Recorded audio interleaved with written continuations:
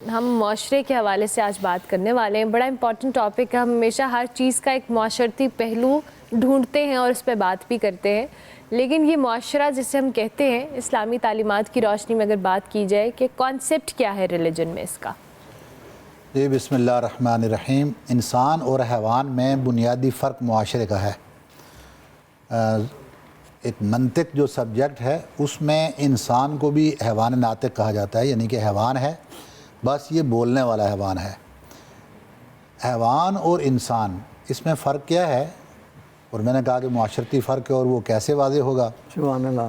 اب تین طرح کی مخلوقات ہمارے سامنے ہیں. فرشتے ہیں, حیوانات ہیں اور انسان ہیں. بالکل صحیح.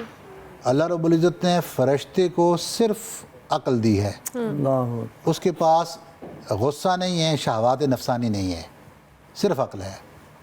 حیوان کو عقل نہیں دی, اس کو شہوات نفسانی اور غضب یہ دو عطا کر دیے.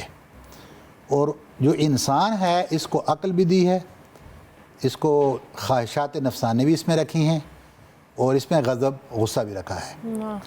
اب ڈیپینڈ کرتا ہے انسان کے اوپر کہ اگر وہ عقل کو استعمال کرتے ہوئے اپنے خواہشات نفسانی اور اپنے غضب کے اوپر کنٹرول حاصل کر لے گا تو فرشتوں سے افضل بن جائے گا, اور یہ معاشرہ پھر خوبصورت معاشرہ بن جائے گا.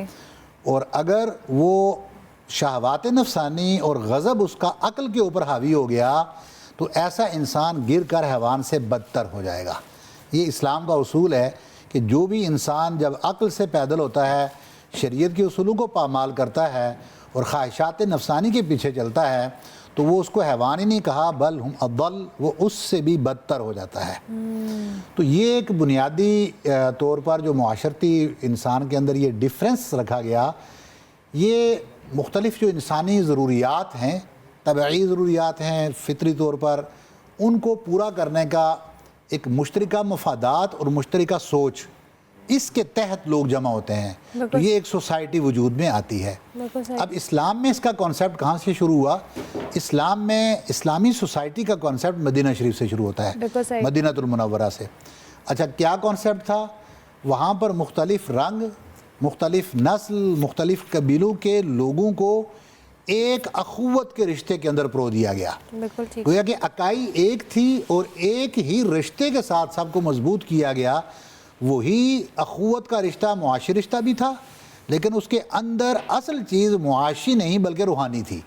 تو گویا کہ دوسرا بھی ہمیں یہاں سے یہ سبق ملا کہ جو اسلامی معاشرہ ہے اس میں معیشت کو بنیاد نہیں بنایا جاتا بلکہ اس میں مضبوطی روحانیت کو بنیاد بنایا جاتا ہے.